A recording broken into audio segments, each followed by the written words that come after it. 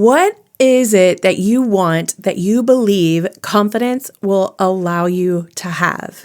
Is it the ability to speak up when you have something you want to say? Is it feeling better and commanding presence when you walk in a room? Is it being able to stand up in front of a bunch of people and talk and not feel like you are going to run off the stage in fear? Why is it that you want to have more confidence? If you really, really want whatever that thing is that's in your mind right now, there are 4 non-negotiable things you have to be willing to do in order to have it. Have you ever felt held back by self-doubt, whether it's speaking up in a meeting or connecting with others or simply just believing in your own worth? Well, you're not alone. Welcome to the Crazy Confidence Coach podcast. I'm Heather Edwards, Master Certified Life Coach, and my goal is to empower you to step into your most authentic, confident self. Here, you're going to discover practical strategies and powerful insights to help you improve your communication, deepen those relationships, and elevate your self-esteem.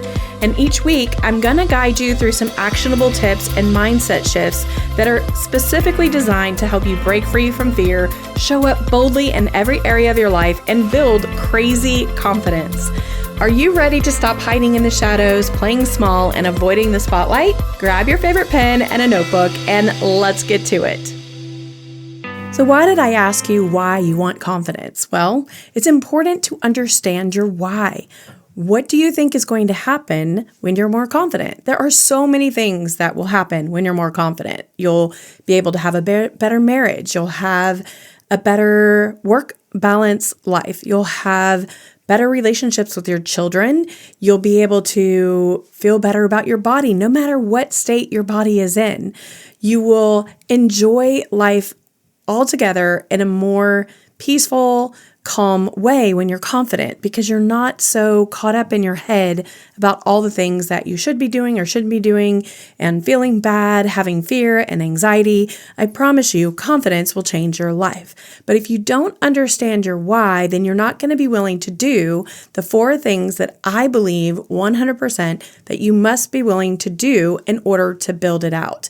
In order to feel greater self-esteem and build your confidence, here are the 4 things that you're going to need to be able to do. First and foremost, you're going to have to learn to be uncomfortable. If you were super confident today, you would have no problem being uncomfortable. Or my guess is, if you're really confident now, it's because you have been uncomfortable and you've lived and you've survived, and you believe in your head that you will be okay, even if you get embarrassed, or even if something happens that is embarrassing, you will survive. So being uncomfortable is simply the ability to survive, not doing something that you're comfortable with and doing it willingly and doing it without being fearful or avoiding it. If you spend all your time indoors and not talking to anybody, then you're not going to enjoy talking to people. You have to be willing to go out and be uncomfortable talking to other people in order to become more confident talking to people. Do you get what I'm saying? So you have to be willing to be uncomfortable. Bottom line, if you want to increase your confidence and your self-esteem, think about working out. You have to work out and be uncomfortable in order to see gains with your body and feel better. So that's kind of something that you want to apply to, not kind of, it is. It's something you must apply to other things in your life. If you want to get a promotion at work, you have to do the uncomfortable things. Stay late, learn new skills, be able to talk to the big owners or maybe managers in a way that you've never talked to them before, ways that are stretching you and making you uncomfortable. That's how you gain confidence in that part of your life, is by being uncomfortable. So first thing, learn to be uncomfortable. Non-negotiable. Number 1 thing I think you must learn this skill. The second thing is that you have to learn how to simply take action. Without taking action, you cannot make amends with your mind that you're capable of doing something. When we feel confident about something, it's because we believe that we can. We believe that we have the ability to do whatever it is, whether it's work out, whether it's get a new job, whether it's have a better relationship, whether it's deserving of something bigger and better in our life, we have to believe we can. And how do we believe we can? You can't just dream it up all day. Dreaming is great. Believe me, I am a dreamer and I dream up a lot of things. But until I take action, there is nothing in the world that will give me more confidence than taking action towards something and seeing it to fruition in order to build my confidence, to build my self-esteem, to build my belief in myself that I am able to do that. And one of the things that I think is interesting is that we will get stuck here. We'll really, really get stuck in the lack of action. We'll dream it up, we'll believe we're going to do it, or we'll think about doing it, we'll even put it on a checklist. But if you don't actually do it, if the action doesn't happen and the check mark can't be seen on that list, you're not going to have confidence in your ability to do it. So the more action you take, the more feedback you get. The more feedback you get, the more knowledge that you gain from how do I do things or how do I not do it the next time. And that all just builds your confidence along the way. If you're sitting there stuck and you're not able to take action, you're not going to get any better unless you do take action. I'll stop and pause here for a second. If this is you, if you know the things you need to do and you're not doing it, you are a huge candidate for getting coaching. Coaching is exactly that. It's not hand-holding necessarily, but it is a physical way to get your brain going and learn what your brain is doing or what it's not doing, and having someone else help you go to the place where you take action. If this is you and you cannot take action and you know what you have to do, go get a coach, even if it's not me. If it is me, that's great. I would love to help you. Go sign up for a call and let's get you going, because this year, 2026, can be your year that you end up at the other end of the year in December and are really, really proud of yourself. Or it can be a year that you went one more year not doing what you said you would do. We are already at the middle of January, or actually even toward the 2/3 of January, and most people have already given up on their resolutions. I'm guessing if you have a resolution, at least one of them, you've already given up, or you've already failed in some way. And that could be because you do not know how to take action and you do not know how to follow up. Go get a coach, stop repeating the same thing over and over, and just let's get it done. No big deal. But number 2, you have to take action.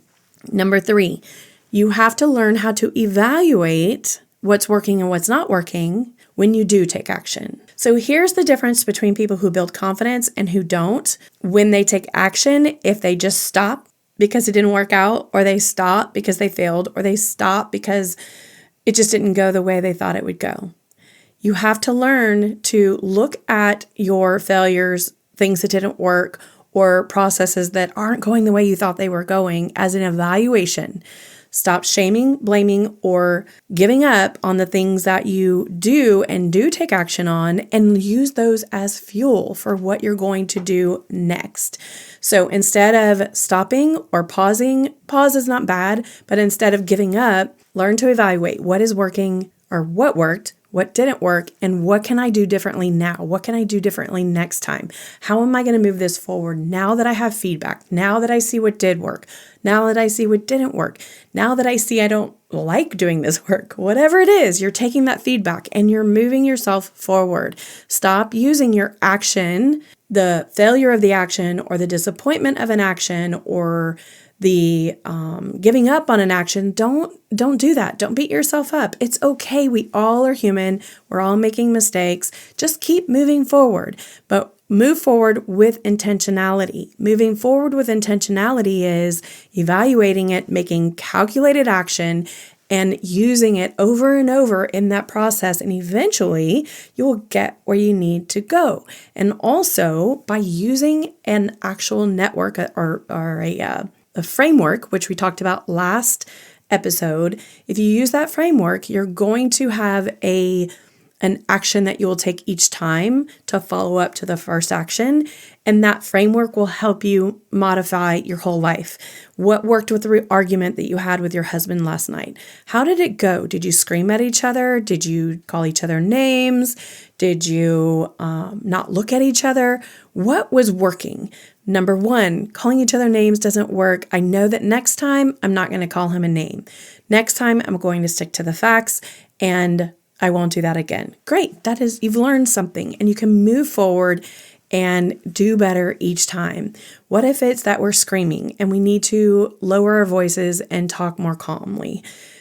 Next time, you're going to commit to talking calmly. Next time you're in that conversation. Using your ability to state only facts and get what you need to get out in the open is really important. So if you're getting emotional and you're not sticking to the facts, use that as a way to build your confidence in having discussions with your spouse. Use that framework. What worked? What didn't work? What can we do better next time? You can actually set that up in your relationships with your children, with your husband, with people at work. If you're a manager at work, asking the people in your team, what's working right now? What's not working right now? And how can we make it better moving forward? And then what do you have to do after that? You've got to take action and move forward. And all of that framework and the action that you take and learning to be uncomfortable, backing it all out, you will build your confidence. Do you see how that all kind of works together? And then finally, what I think you must do is stop comparing and looking at other people as who you want to be in a confidence framework. And what I mean by that is, if you are a person who spends all your time, for instance, online, and you're looking at other people and the way they dress or the way they act or what their fake lives are online, or even not online, even as friends and family, and you're looking at them and you're wishing for what they have or believing that they're more confident or believing that they are whatever it is that you believe you want, I'm going to encourage you to step back and stop looking at the whole world and outside of yourself for what your goal is for confidence or how you want to feel. Decide how you want to feel for you. Decide how you want your life to be for you. Decide who you want to be for you. Don't look at it in a sense that you want to be like someone else. If you want some characteristics that somebody else happens to have, for instance, if you are someone who really loves to look nice and enjoys the world of style and clothing, you might decide, hey, I want to choose to be someone who's more stylish, right? And go toward that and decide to build your confidence in that area of your life by choosing some pieces of clothing that you really love and you feel good in. Great, that's simple. But when you go to the place of, I want to be like so-and-so. I can't even think of someone who's super stylish right now, but thinking of someone who is always dressed to the nines and they always look great, because here's the reality. You do not have the same life. You do not have the same world as someone else. And when you start trying and striving to be like someone else and building your confidence based on someone else's world, you will never achieve that. You will never feel whole in that quest, because that quest is not yours. It's someone else's. So I'm going to encourage you. It's not really necessarily a have to, but I'm going to encourage you because I see it over and over and over talking to people. When they're using other people as their barometer, they're missing the mark. Get in touch with yourself. Figure out what it is that you want for you. Don't look at the rest of the world for that feedback or for that barometer. Make the barometer yourself and go there. Once you are the best version of you, you will be so happy, you will be so fulfilled, and you will not be as drawn away from or giving up or discouraged by other things that happen in your world or other things that happen in life. When things don't go the way you want to, that's okay. You'll get up and you'll keep going, and it will not destroy your confidence because you're not worried about what other people are seeing or what other people are thinking. Because if you're thinking outwardly constantly, then you're also worried about what outwardly people are thinking of you inwardly. That may or may not have made any sense, but it is the truth. So I want to encourage you again. Here are 4 things that you can absolutely change your life by using. 1, learning to be uncomfortable. 2, taking action. And once you've taken that action, 3, you're going to evaluate the action. What worked, what didn't work, and how can I do it better next time? And then lastly, be your own boss, be your own person, be your own whatever it is that you want to be, and be the best at that and build your confidence through that channel, not by looking at other people. I promise you'll see a completely different you.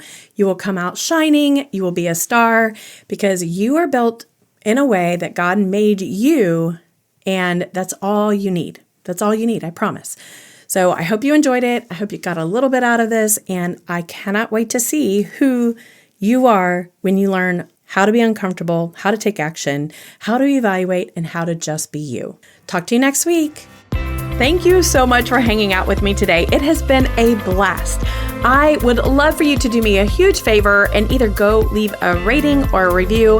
And if you really love the podcast or you've learned anything at all, please pass it on to a friend or a family member that might enjoy the podcast as well. That's how I grow, and that's how I'm able to continue bringing you content. If you are interested in coaching, just go to thecrazyconfidencecoach.com. You can sign up for a free discovery call there. Thank you so much for being here. I hope to see you next Tuesday so we can build our crazy confidence together. Love you big.